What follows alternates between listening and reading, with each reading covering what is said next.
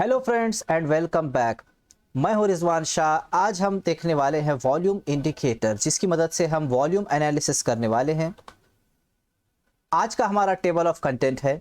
Volume की definition देखेंगे, volume indicator के बारे में जानेंगे कि वॉल्यूम इंडिकेटर होता क्या है और इसके रोल्स क्या है, वॉल्यूम इंडिकेटर को किस तरह से अप्लाई किया जाता है और किस तरह से यूज़ किया जाता है, वॉल्यूम एनालिसिस की मदद से किस तरह से हम फेक ब्रेकआउट्स और जेन्युइन ब्रेकआउट्स में डिफरेंशिएट कर सकते हैं, और किसी भी ट्रेंड की स्ट्रेंथ और वीकनेस को किस तरह से एनालाइज किया जा सकता है, और वॉल्यूम्स को यूज़ करते हुए किन किन बातों का हमें ख्याल रखना चाहिए, क्या डूज है क्या डोंट्स है, और वॉल्यूम एनालिसिस के अंदर टाइम फ्रेम एनालिसिस किस तरह से हम कर सकते हैं। ये सब कुछ आज हम देखने वाले हैं, इसीलिए वीडियो को लास्ट तक देखते रहिए।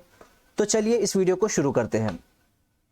सबसे पहले देखेंगे कि वॉल्यूम की डेफिनेशन क्या होती है। Total number of shares traded in a specific trading session. कोई भी एक ट्रेडिंग सेशन हो, चाहे आप वनडे का देखें, वीकली देखें, 1 आवर का देखें, उस ट्रेडिंग सेशन में कितने शेयर्स ट्रेड हुए, कितने शेयर्स एक्सचेंज हुए बायर्स से सेलर्स के पास या सेलर्स के पास से बायर्स के पास। फॉर एग्जांपल हम मान लेते हैं कि एक सेलर है, सेलर ए, जो 1 लाख शेयर्स बायर बी को बेचना चाहता है। बायर बी उस ऑफर को एक्सेप्ट कर लेता है और 1 लाख शेयर्स बाय कर लेता है। अब सेलर ए ने बेचे 1 लाख शेयर्स और सेलर बाय ने खरीदे 1 लाख शेयर्स, तो दोनों मिलाकर कितने हो चुके हैं? आप कहोगे कि 2 लाख। नहीं, यहां पर 2 लाख नहीं, एक्चुअल शेयर्स तो 1 लाख ही है।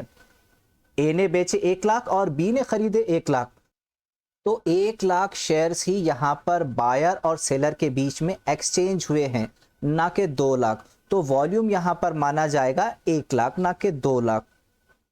वॉल्यूम इंडिकेटर एक सेपरेट टेक्निकल इंडिकेटर है, लेकिन कुछ लोग इसे प्राइस एक्शन के साथ भी कोरिलेट करते हैं। प्राइस एक्शन में इसको इंक्लूड किया जाता है।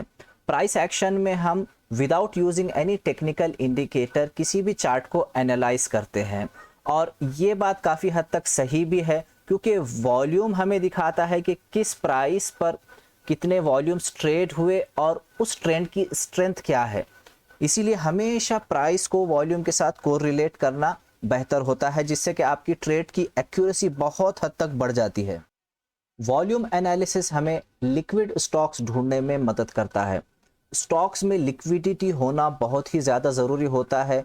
जिन स्टॉक्स में लिक्विडिटी कम होती है उन स्टॉक्स से हमें दूर रहना चाहिए। लिक्विडिटी क्या होती है? लिक्विडिटी का मतलब ये है कि हर एक प्राइस पॉइंट पर बायर और सेलर अवेलेबल हो। आप जिस प्राइस पर कोई स्टॉक बाय करना चाहते हो या जिस प्राइस पर कोई स्टॉक आप सेल करना चाहते हो, उस प्राइस पॉइंट पर आपको आपका बायर या सेलर मिलना चाहिए। तो अच्छे स्टॉक्स वो होते हैं जहां पर 5-5 पैसे के गैप से बायर्स और सेलर्स मौजूद होते हैं, तो आपको वहां पर अपना मन चाहा प्राइस मिल सकता है।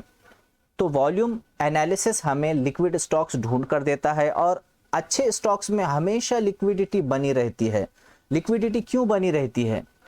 क्योंकि हर एक ट्रेडर किसी न किसी ट्रेडिंग पॉइंट पर बाय या सेल करता रहता है। कोई इंट्राडे करता है, कोई बीटीएसटी करता है, कोई वीकली बेसिस पर ट्रेड लेता है, कोई पोजिशनल ट्रेड लेता है, कोई स्विंग ट्रेड लेता है, कोई इन्वेस्टमेंट करता है। किसी को इसलिए ख़रीदना है कि वो हो सकता है मंथली एसआईपी कर रहा है, किसी को इसलिए ख़रीदना है कि उसे लगता है कि मार्केट में इस स्टॉक के रिगार्डिंग बहुत अच्छी न्यूज़ है और स्टॉक काफ़ी ऊपर जाएगा। इसलिए वो बायर ये नहीं देखता है कि स्टॉक अभी कहाँ खड़ा हुआ है, ये ट्रेंड रिवर्सल पर है या ट्रेंड के बीचों बीच है। कोई ऐसा भी होता है कि किसी ट्रेंड रिवर्सल पे ख़रीदने के बाद उसको अपना टारगेट मिल चुका होगा, 1:2, 1:3 मिल चुका होगा, इसलिए वो अब बेचना चाहता है। किसी को ऐसा लगता होगा कि कोई स्टॉक अब ओवरबॉट या ओवरसोल्ड है, इसलिए वो अपनी ट्रेडिंग पोजीशन चेंज कर रहा है, या तो बाय कर रहा है या सेल कर रहा है। इसीलिए हर प्राइस पॉइंट पर अच्छे स्टॉक्स में लिक्विडिटी बनी रहती है। तो ये लिक्विडिटी ढूंढने के लिए आपको वॉल्यूम एनालिसिस काफ़ी हेल्प करता है। जो लिस्ट आपके सामने डिस्प्ले हो रही है, ये कुछ टेक्निकल इंडिकेटर्स है जो वॉल्यूम और प्राइस के कॉम्बिनेशन से डिराइव किए जाते हैं।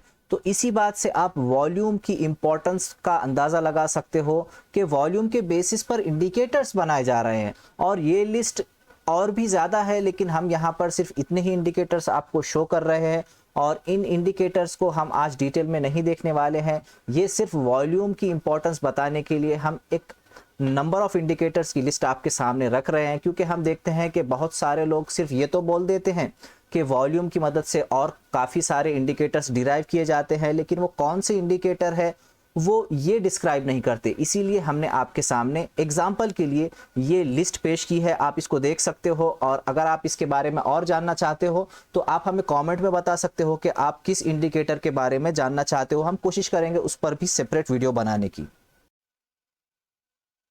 अब हम चूंकि देख चुके हैं कि वॉल्यूम की इंपॉर्टेंस क्या है और वॉल्यूम के कंसेप्ट को भी समझ चुके हैं, तो चलिए अब हम किसी चार्टिंग सॉफ्टवेयर पर चलते हैं और देखते हैं कि वॉल्यूम इंडिकेटर को किस तरह से अप्लाई किया जाता है और किस तरह से यूज़ किया जाता है।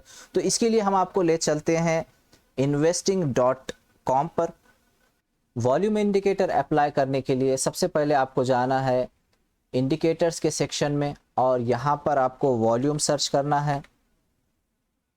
कुछ सजेशंस यहाँ पर आ जाएंगे जिसमें से आपको सिर्फ और सिर्फ सिंपल वॉल्यूम सेलेक्ट करना है, ना कि और दूसरे इंडिकेटर्स। आप वॉल्यूम को जैसे ही यहाँ सेलेक्ट करते हो तो देखिए नीचे वॉल्यूम इंडिकेटर की मदद से यहाँ पर वॉल्यूम्स प्लॉट हो चुके हैं।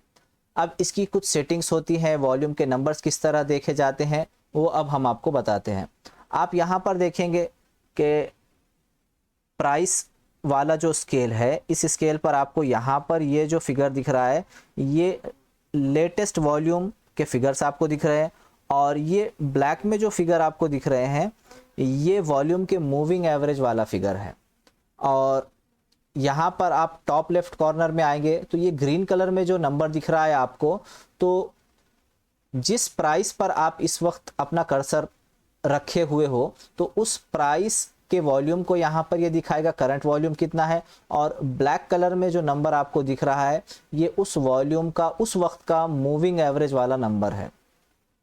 तो अब हम आपको दिखाते हैं कि किस तरह से अगर आप वॉल्यूम को मूव करते हो तो ये नंबर्स चेंज होते हैं। देखिए मैं भी जिस वक्त यहाँ खड़ा हुआ हूँ तो इस बार के वॉल्यूम्स आपको ऊपर दिख रहे होंगे। जैसे ही मैं मूव करता हूँ तो देखिए ये नंबर्स भी मूव होते जाते हैं।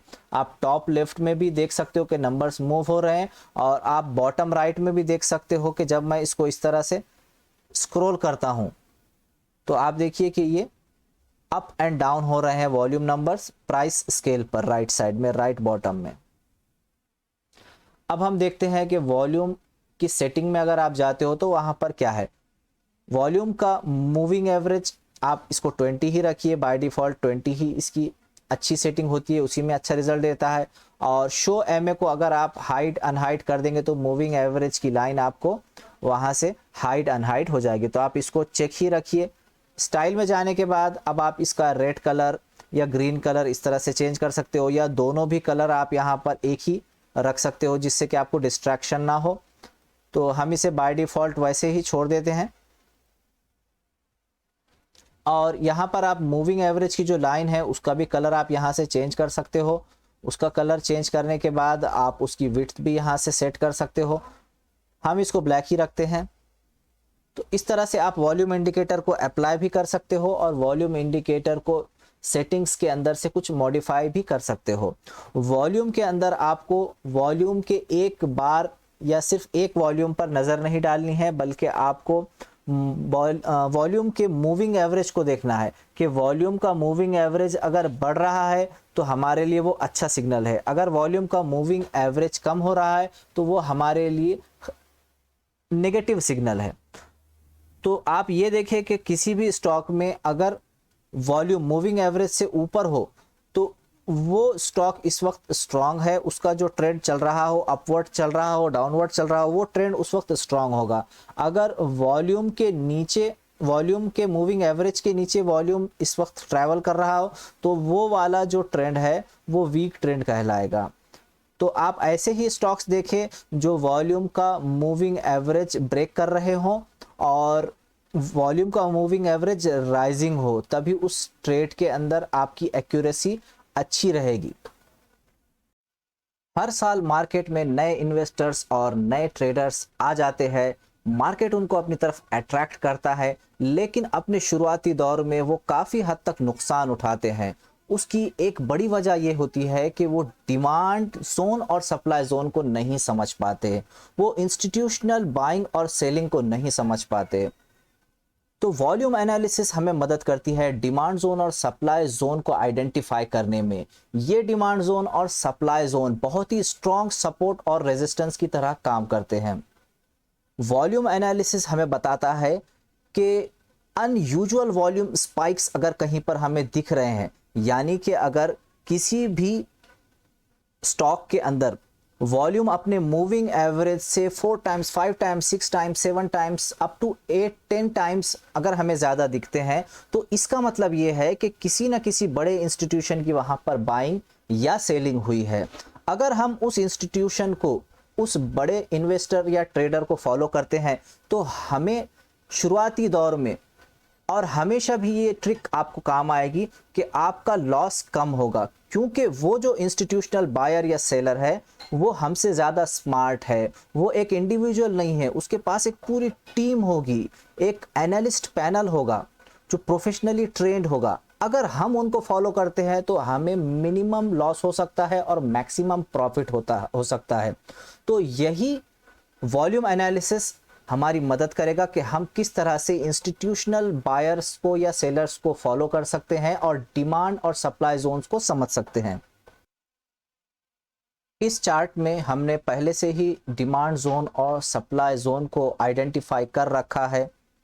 आप वॉल्यूम्स में देख सकते हो कि 2 बार ऐसा हुआ है कि बहुत बड़ी सेलिंग या बाइंग हुई है, बहुत बड़ा वॉल्यूम स्पाइक आया है, अपने मूविंग एवरेज से 2 से 3 गुना ज़्यादा यहाँ पर वॉल्यूम्स आए हैं।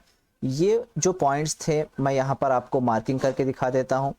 अब इन वॉल्यूम स्पाइक्स के करस्पॉन्डिंग में देखिए, जहाँ पर ये वॉल्यूम स्पाइक हुए थे, यहाँ आप गौर कीजिए, जहाँ ये सेलिंग हुई थी और जहाँ से ये ट्रेंड रिवर्स हुआ था, एक बेयरिश रिवर्सल का इसने काम किया और यहाँ से स्टॉक नीचे की तरफ मूव होना स्टार्ट हो चुका। और जहाँ ये सेलिंग आई थी, जिस प्राइस पॉइंट पर, जिस कैंडल में ये सेलिंग आई थी, हमने वहीं से एक सप्लाई जोन मार्क कर दिया, जो हो सकता है कि आगे चल के रेजिस्टेंस भी बने। अब जब ये स्टॉक नीचे की तरफ मूव कर रहा था, तो किसी प्राइस पॉइंट पर पहुंचने के बाद फिर एक बड़ा वॉल्यूम स्पाइक आया और किसी इंस्टीट्यूशनल बायर की यहाँ पर एंट्री हुई और स्टॉक इसी प्राइस पॉइंट से हमें एक बुलिश रिवर्सल देता है और स्टॉक ऊपर की तरफ मूव करना शुरू कर देता है।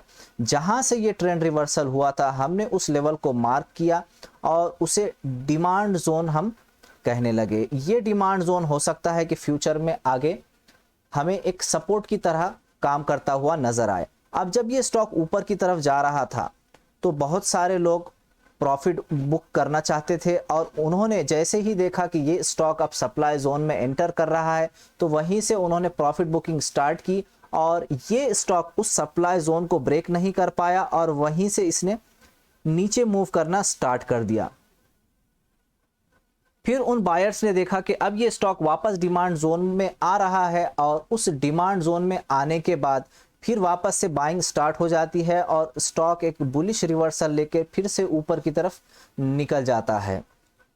तो इस तरह से आप देख सकते हैं कि किस तरह से हैवी सेलिंग या हैवी बाइंग जब होती है इंस्टीट्यूशनल बायर्स की, तो वो level supply zone, demand zone बन जाते हैं और काफ़ी स्ट्रॉन्ग सपोर्ट और रेजिस्टेंस की तरह काम करते हैं। वॉल्यूम्स की मदद से किसी भी अप ट्रेंड या डाउन ट्रेंड की स्ट्रेंथ को हम एनालाइज कर सकते हैं कि वो ट्रेंड अप ट्रेंड हो, डाउन ट्रेंड हो, कंसोलिडेशन हो, उसमें वॉल्यूम्स की स्पाइक को देखकर, वॉल्यूम्स के घटते बढ़ते लेवल को देखकर हम ये अंदाज़ा लगा सकते हैं कि जो ट्रेंड अभी चल रहा है वो स्ट्रॉन्ग है या वो वीक है। अगर वो स्ट्रॉन्ग है तो वो आगे कंटिन्यू कर सकता है, अगर वो वीक है तो किसी भी वक्त वो एक ट्रेंड रिवर्सल दे सकता है। तो इसके देखने के लिए हमारे पास 4 सिनेरियोज हैं, 4 केसेस हैं। चारों केसेस में हम इसको एनालाइज करेंगे कि किस तरह से ये वर्कआउट करता है। पहला केस हमारे सामने ये है कि हमारा जो प्राइस है वो बढ़ रहा है, ऊपर जा रहा है और उसके साथ साथ वॉल्यूम भी बढ़ रहा है। तो आप देख सकते हो कि ये चार्ट इस वक्त प्राइस ऊपर जा रहा है और साथ ही साथ नीचे आप देख सकते हो कि वॉल्यूम्स भी यहाँ पर बढ़ रहे हैं। वॉल्यूम्स के बार तो आपको बढ़ते हुए दिखेंगे ही दिखेंगे, लेकिन आप वॉल्यूम के मूविंग एवरेज पर भी गौर कीजिए कि ये मूविंग एवरेज वाली लाइन देखिए किस तरह से ऊपर की तरफ जाती हुई आपको नजर आएगी। तो इसका मतलब यह है कि वॉल्यूम बढ़ रहे हैं। हमें बढ़ते वॉल्यूम्स को देखने के लिए वॉल्यूम बार्स के बजाय मूविंग एवरेज पर ज़्यादा फोकस करना चाहिए।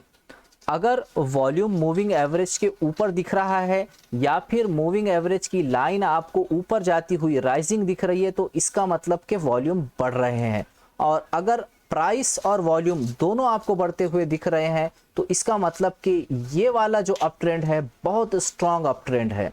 ये अप ट्रेंड काफ़ी टाइम तक और आगे कंटिन्यू हो सकता है, जब तक कि ये ओवरबॉट ना हो जाए या कोई सप्लाई जोन पर आकर ये ट्रेंड रिवर्सल ना दे दे।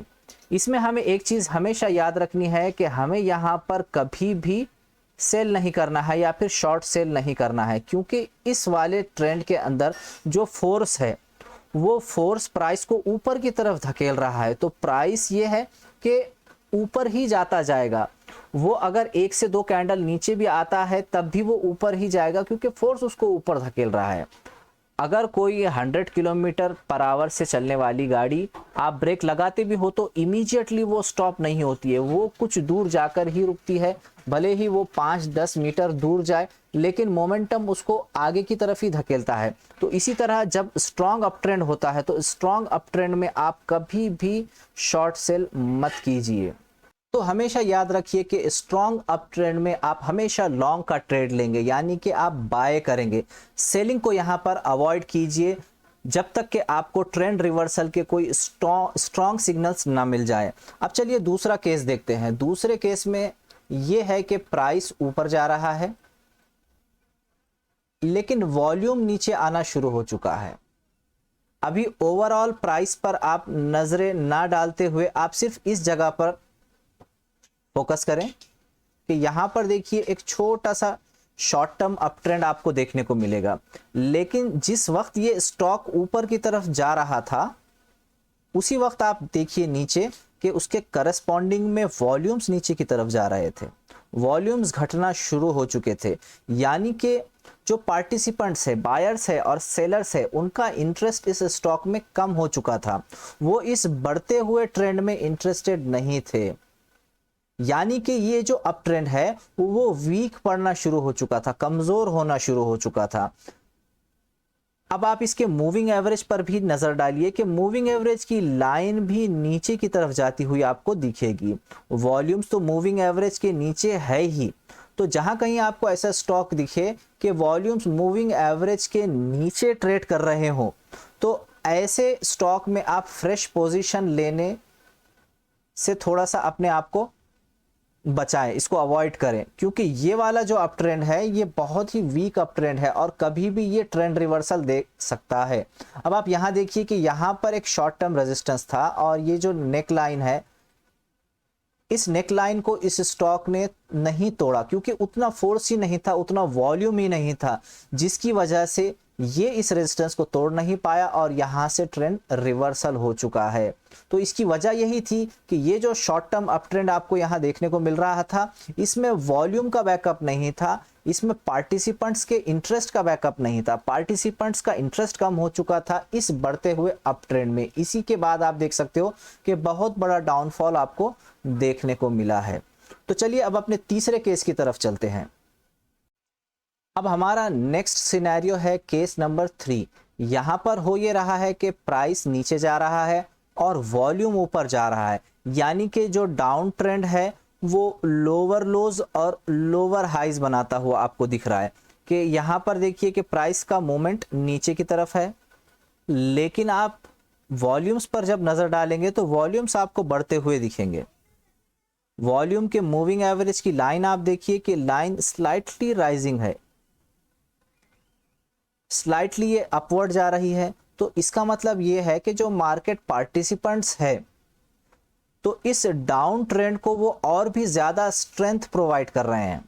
Down trend is getting stronger and stronger due to the participants interest in the down trending market. कि डाउन ट्रेंडिंग मार्केट में पार्टिसिपेंट्स का इंटरेस्ट बढ़ता जा रहा है, वो इस प्राइस को और गिराना चाहते हैं। तो ये प्राइस जब नीचे जा रहा है तो हमें एक स्ट्रॉन्ग डाउन ट्रेंड, एक स्ट्रॉन्ग बियरिश ट्रेंड इंडिकेट कर रहा है। तो यहाँ आपको करना ये है कि कभी भी यहाँ पर आपको लॉन्ग ट्रेड लेना नहीं है, यानी कि बाय नहीं करना है, क्योंकि पता नहीं ये और कितना नीचे जाए, स्टॉक और कितना फॉल आपको देगा, इसका आप अंदाज़ा नहीं लगा सकते। जब ये हो सकता है ओवरसोल्ड हो जाए, नीचे किसी अपने डिमांड जोन पर आ जाए, तो वहाँ आपको अगर कोई बुलिश रिवर्सल सिग्नल मिले मल्टीपल कन्फर्मेशंस के साथ, आप वहां पर लॉन्ग का ट्रेड ले। लेकिन जहां पर स्ट्रॉन्ग डाउन ट्रेंड आपको देखने को मिले तो उसमें आप बाय का ट्रेड लेने से परहेज करें। चलिए अब केस नंबर 4 पर नजर डालते हैं। यहां हो ये रहा है कि प्राइस नीचे गिर रहा है और वॉल्यूम भी नीचे गिर रहे हैं, यानी कि गिरते हुए मार्केट में पार्टिसिपेंट्स का इंटरेस्ट कम हो रहा है। इसका मतलब कि ये जो डाउन ट्रेंड है, ये जो बियरिश ट्रेंड है, वो वीक होता जा रहा है, कमज़ोर होता जा रहा है। तो जब कमज़ोर डाउन ट्रेंड होगा तो कभी भी हमें वो एक बुलिश रिवर्सल दे सकता है। अब ये बुलिश रिवर्सल कब आएगा ये हम डिसाइसिवली तो नहीं कह सकते, लेकिन हम वेट करेंगे। जैसे ही हमें कोई स्ट्रॉन्ग सिग्नल मिलता है, मल्टीपल कन्फर्मेशन मिलती है बुलिश रिवर्सल के, तब हम वहां पर लॉन्ग का ट्रेड लेंगे। अब आप देख सकते हो कि यहां पर स्टॉक नीचे जा रहा है, एक छोटा सा मोमेंटम है, स्टॉक नीचे जा रहा है, लेकिन आप साथ ही साथ ये भी देखिए कि यहां पर एक सपोर्ट है। नीचे आप वॉल्यूम पर जब नजर डालेंगे तो वॉल्यूम भी आपको घटता हुआ दिखेगा, यानी पहले यहां तक आपको वॉल्यूम मूविंग एवरेज के ऊपर दिखेगा, लेकिन यहां से वॉल्यूम मूविंग एवरेज के नीचे आपको देखने को मिलेगा। और मूविंग एवरेज की लाइन भी आप देख सकते हो कि वो नीचे की तरफ स्लाइटली जाती हुई आपको देखने को मिलेगी। तो इसका मतलब कि ये है कि बायर्स और सेलर्स इसे और ज़्यादा गिराना नहीं चाहते, वो इसमें इंटरेस्टेड नहीं है, वो डर रहे हैं कि ये स्टॉक कभी भी यहाँ से रिवर्स हो सकता है। इसके नीचे गिरने में, इसके डाउनफॉल में अब वो स्ट्रेंथ बाकी नहीं रही। तो चूंकि आप देख सकते हो कि ये अपने सपोर्ट के पास जब आया तो यहाँ से फिर इसने बाउंस बैक किया और अब ये ऊपर की तरफ जा रहा है। तो ऐसे वीक डाउन ट्रेंड में कभी भी शॉर्ट सेल की पोजीशन आपको नहीं लेनी है, आपको वेट करना चाहिए बुलिश रिवर्सल का, और जब बुलिश रिवर्सल हो जाए तो वहां पर आप लॉन्ग की पोजीशन ले सकते हो।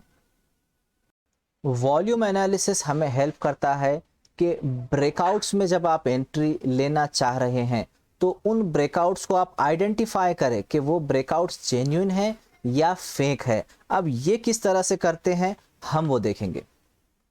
अब यहां देखिए कि ये एक रेजिस्टेंस है और जब ये प्राइस इस रेजिस्टेंस को तोड़ने वाला था तो उसी जगह आप देखिए कि पिछले 5-6 सेशंस में वॉल्यूम किस तरह से बढ़े, वॉल्यूम का मूविंग एवरेज भी आप बढ़ता हुआ देख सकते हो। तो यहां पर बायर्स इस रेजिस्टेंस को तोड़ने में इंटरेस्टेड थे और वॉल्यूम बढ़ता गया और स्ट्रेंथ के साथ फोर्सफुली इस रेजिस्टेंस को तोड़ा गया। जब ये रेजिस्टेंस इतने फोर्स के साथ टूटा तो ये रेजिस्टेंस ब्रेकआउट बहुत सक्सेसफुल रहा और स्टॉक बाद में काफ़ी ऊपर गया। तो ये एक जेन्युइन ब्रेकआउट था। जेन्युइन ब्रेकआउट को पहचानने के लिए आपको नीचे वॉल्यूम पर भी नज़र डालनी होगी कि वॉल्यूम किस तरह से बढ़ रहा है उस पॉइंट पर जहां पर इस रेजिस्टेंस को टूटना था। अब हमने जेन्युइन ब्रेकआउट को आइडेंटिफाई करना तो सीख लिया, अब हम फेक ब्रेकआउट्स को आइडेंटिफाई करना सीखेंगे और ये पिछले केस का बिल्कुल अपोजिट होगा। यहाँ पर ब्रेकआउट के वक्त वॉल्यूम्स गिरने शुरू हो जाएंगे, यानी कि ब्रेकआउट्स के वक्त पार्टिसिपेंट्स को लगेगा कि इस स्टॉक में दम नहीं है और वो पार्टिसिपेशन को कम कर देंगे। घटता हुआ पार्टिसिपेशन उस ट्रेंड को वीक बना देगा और ट्रेंड रिवर्सल हमें देखने को मिल सकता है। अब आप यहाँ देखिए कि ये एक डबल बॉटम भी बना था और स्टॉक यहां से वापस बाउंस करता है, एक बुलिश रिवर्सल देता है और ये जो नेकलाइन आप देख रहे हो इस डबल बॉटम की, स्टॉक यहां पर उस नेकलाइन को तोड़ता भी है अब हमें ये लगेगा कि अब ये ब्रेकआउट हो रहा है, स्टॉक ऊपर निकल चुका है अपनी नेक लाइन से, जो इमीडिएट रेजिस्टेंस था उसके ऊपर स्टॉक निकल चुका है, लेकिन आप देखिए कि यहाँ से स्टॉक नीचे गिर गया। उस ब्रेकआउट को ये स्टॉक सस्टेन नहीं कर पाया। क्यों नहीं कर पाया? क्योंकि देखिए कि जिस जगह उसे ब्रेकआउट देना था, जिस पॉइंट पर ब्रेकआउट देना था, वहाँ पर वॉल्यूम्स आप देखिए कि 20 मूविंग एवरेज के बिल्कुल वॉल्यूम्स नीचे है, और वॉल्यूम की आप मूविंग एवरेज की लाइन भी देखेंगे तो वो आपको नीचे गिरती हुई दिखेगी। यानी कि पार्टिसिपेंट्स इस ब्रेकआउट को तोड़ना नहीं चाहते थे, उनके अंदर एक फियर था कि ये ब्रेकआउट को नहीं तोड़ पाएगा, इसलिए वो प्रॉफिट बुकिंग कर रहे थे। और ब्रेकआउट वाली कैंडल भी देख सकते हैं आपके, बहुत स्मॉल बॉडीड कैंडल है, इसलिए यहाँ से एक पार्शल ब्रेकआउट होने के बाद आपको एक बियरिश रिवर्सल देखने को मिल गया। तो इस तरह से अगर ब्रेकआउट के समय पर वॉल्यूम्स कम दिखने लगे तो आप समझ जाइए कि ये ब्रेकआउट ज़्यादातर चांसेस है कि सस्टेन नहीं कर पाएगा। अब एक और फेक ब्रेकआउट का एग्जांपल हम यहाँ पर लेंगे। अब ये देखिए कि ये एक रेजिस्टेंस है और ये बहुत स्ट्रॉन्ग रेजिस्टेंस है, यानी कि आप इसके वॉल्यूम को भी देख सकते हो कि बहुत बड़ा सप्लाई जोन है, और इसको तोड़ने के लिए यहाँ पर हमें इससे भी ज़्यादा फोर्स की, इससे भी ज़्यादा वॉल्यूम की ज़रूरत होगी। अब आप देख सकते हैं कि यहाँ वॉल्यूम तो उसके बराबर आ चुका, लेकिन फिर भी ये ब्रेकआउट फेल क्यों हुआ? ये ब्रेकआउट फेल हुआ उसके पीछे 3-4 रीजंस मैं आपको बताता हूँ। एक ये कि यहाँ पर सिर्फ सिंगल कैंडल में वॉल्यूम आए हैं।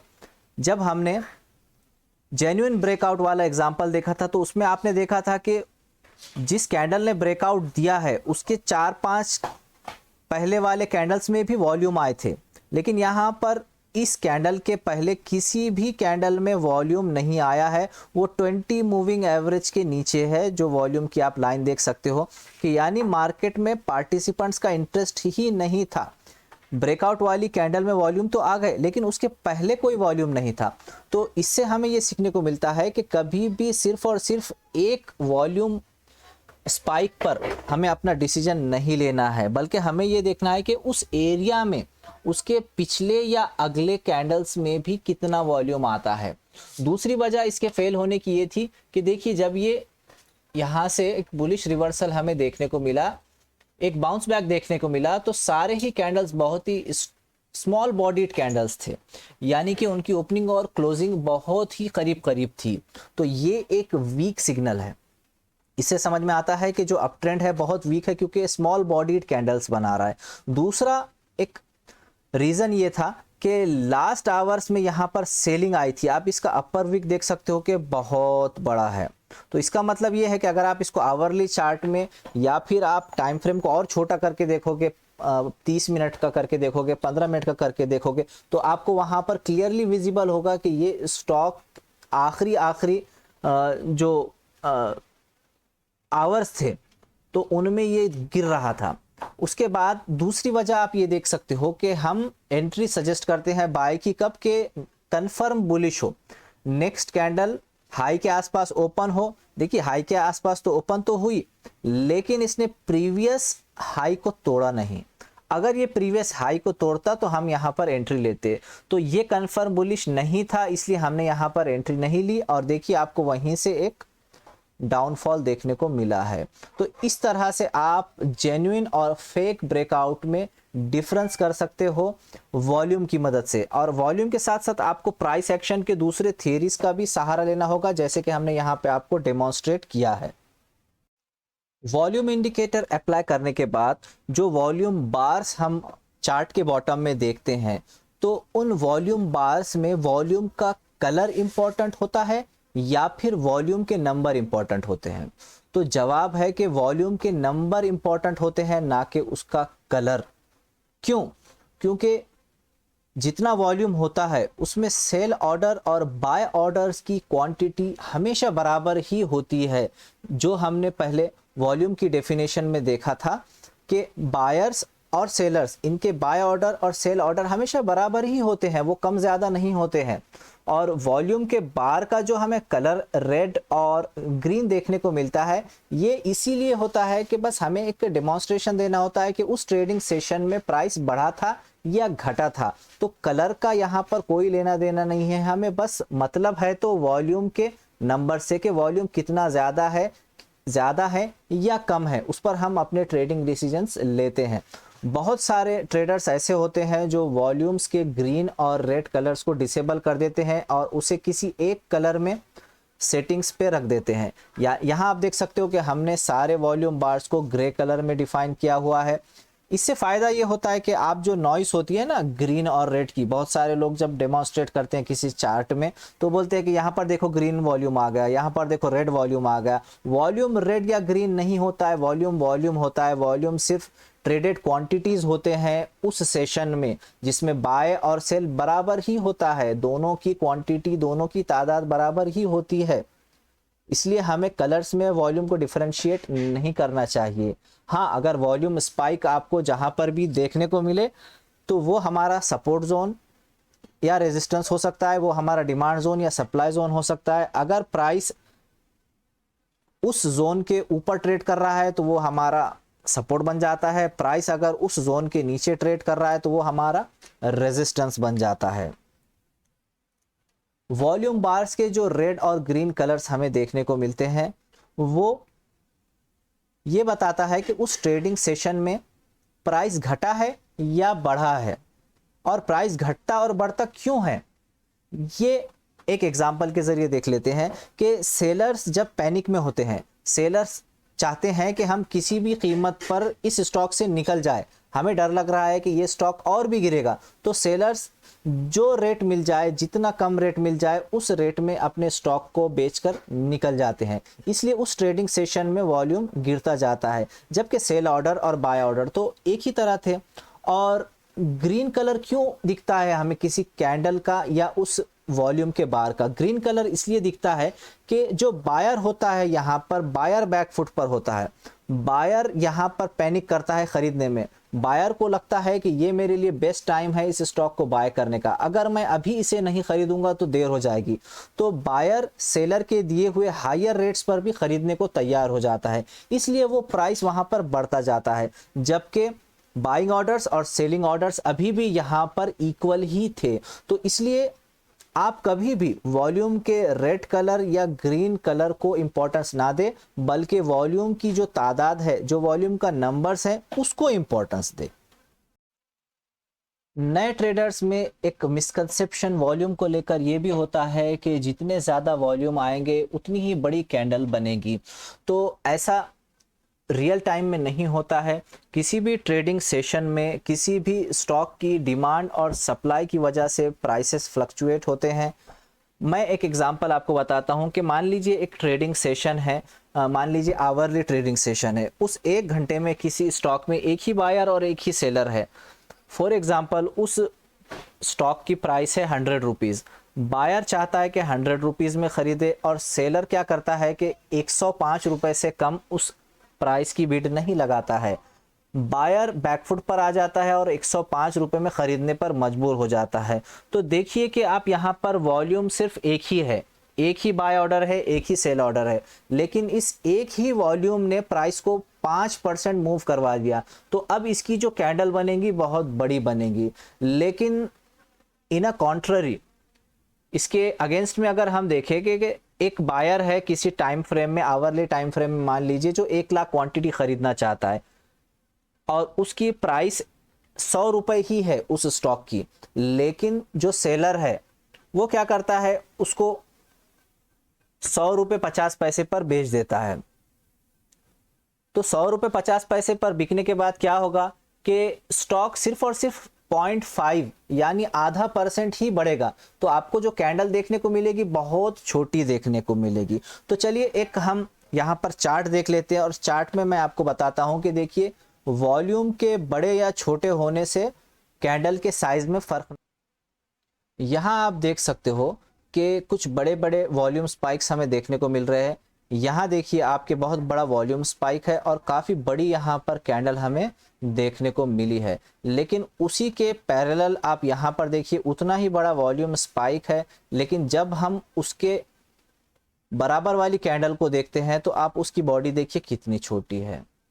तो हालांकि दोनों वॉल्यूम्स तो सेम साइज के हैं, लेकिन दोनों की कैंडल सेम साइज की नहीं है। इसकी नेक्स्ट आप रेड कैंडल को देखिए कि इसकी नेक्स्ट रेड कैंडल एक बियरिश एनगल्फिंग है जो पिछली कैंडल से लगभग 2 गुनी बड़ी है। लेकिन जब आप उसका वॉल्यूम देखेंगे तो आप वॉल्यूम देखिए कि पिछले वॉल्यूम से मोर देन 50% लेस है। अब यहाँ पर आ जाइए और आप इन दो कैंडल्स को देखिए। इन दो कैंडल्स में आप देखेंगे कि इनका जो वॉल्यूम है ये तो वॉल्यूम के मूविंग एवरेज से भी कम है। अब आप यहाँ पर इस ग्रीन कैंडल को देख लीजिए, इसका वॉल्यूम तो आपको दिखेगा भी नहीं, विजिबल भी नहीं होगा, इतना छोटा वॉल्यूम है, मूविंग एवरेज के भी नीचे है। तो इस तरह से आप देख सकते हो कि कैंडल्स का साइज वॉल्यूम के नंबर पर मैटर नहीं करता, वो मैटर करता है उस वक्त के डिमांड और सप्लाई पर, कि बायर कितने बैकफुट पर आता है, सेलर कितना स्ट्रांग है, सेलर कितना कन्विंस कर पाता है बायर को, या बायर कितना फोर्स करता है सेलर को चीप रेट्स पर सेल करने के लिए। और इसी थ्योरी के ऊपर कैंडल का साइज डिपेंड करता है, ना कि वॉल्यूम के नंबर्स पर। वॉल्यूम्स का टाइम फ्रेम्स के अंदर एनालिसिस करने के लिए अगर आप इंट्राडे ट्रेड कर रहे हो तो आपको 15 मिनट के टाइम फ्रेम का वॉल्यूम एनालिसिस करना चाहिए। अगर आप BTST ट्रेड कर रहे हो तो आप 30 मिनट का वॉल्यूम एनालिसिस कर सकते हो। आप अगर एक हफ्ते के आसपास का यानी 5 दिन के आसपास का ट्रेड ले रहे हो तो आपको आवरली टाइम फ्रेम में वॉल्यूम्स को एनालाइज करना चाहिए। और अगर आप 1 महीने का कोई ट्रेड ले रहे हो तो आपको डेली वॉल्यूम्स पे नज़र डालनी चाहिए। और अगर आप पोजिशनल ट्रेड लेते हो 1 साल का, या फिर आप इन्वेस्टमेंट करना चाहते हो 1 साल से ज़्यादा का ट्रेड लेना चाहते हो, तो आपके लिए वीकली वॉल्यूम देखना सही रहेगा। तो हम कंक्लूड करते हैं इस बात पर कि अगर आपको कोई भी ट्रेड लेना है तो सिर्फ और सिर्फ वॉल्यूम के बेसिस पर आप वो ट्रेड ना लें, ना ही बाय करें ना ही सेल करें, बल्कि आप मल्टीपल कन्फर्मेशंस के साथ जाएं। प्राइस एक्शन को देखें, सपोर्ट रेजिस्टेंस को देखें, कैंडलस्टिक पैटर्न को देखें, डिमांड जोन सप्लाई जोन देखें, आप अदर इंडिकेटर्स का भी सहारा लें। और जितने ज़्यादा आपको कन्फर्मेशन मिल सके तो उतना ही आपके ट्रेड की एक्यूरेसी बढ़ती जाएगी। So that is it for this video. अगर आपको ये वीडियो अच्छा लगा हो तो लाइक कर दीजिए, कमेंट कर दीजिए, शेयर कर दीजिए, and do not forget to subscribe. Thanks for watching. मिलते हैं नेक्स्ट वीडियो में, तब तक टेक केयर।